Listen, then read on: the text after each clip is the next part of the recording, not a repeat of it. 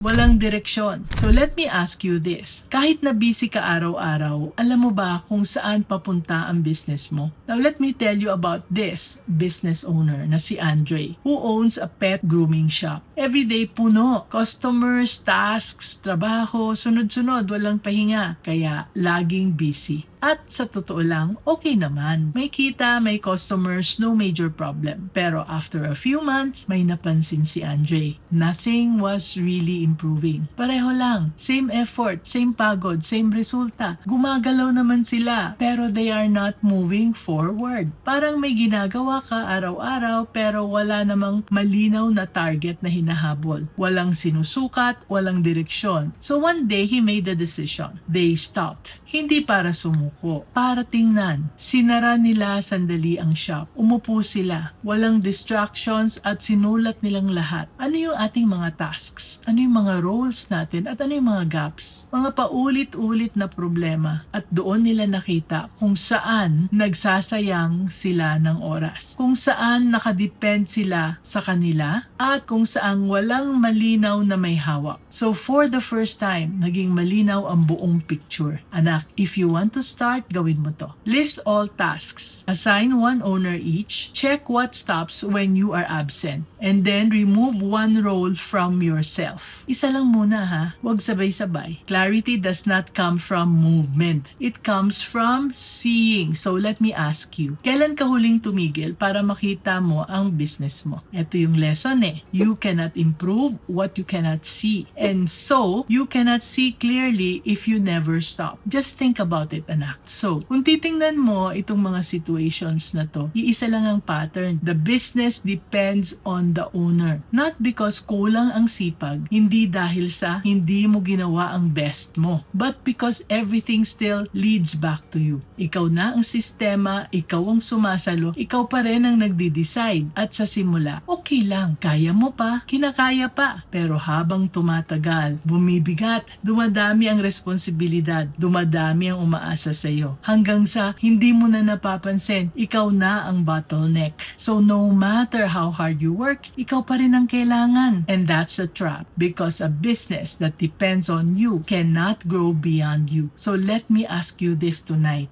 If you step away for 1 week, will your business continue or will everything stop? Because your answer to that question is the truth about your business today. Anak, hindi mo kailangan ng mas maraming effort. Hindi mo kailangan mas magpuyat. What you need is structure. What you need is clarity. What you need is a way of working that does not depend on you. And sometimes, you need someone to help you see what you cannot see on your own. So if you're ready, you can book a free clarity call with me. The link is in the comments below. Kaya, let's be business-minded, Pinoy.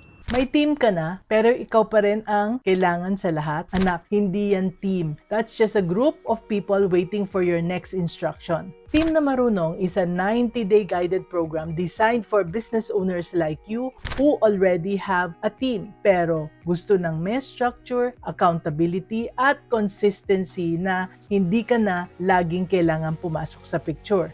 Week by week, you will build a team that is stable, proactive, at saka self-driven. Kahit wala ka sa tabi nila, hindi mo kailangan ng bagong team. Kailangan mo lang ng tamang sistema para sa team na meron ka na. Enroll now, anak ha! The link is in the comment section.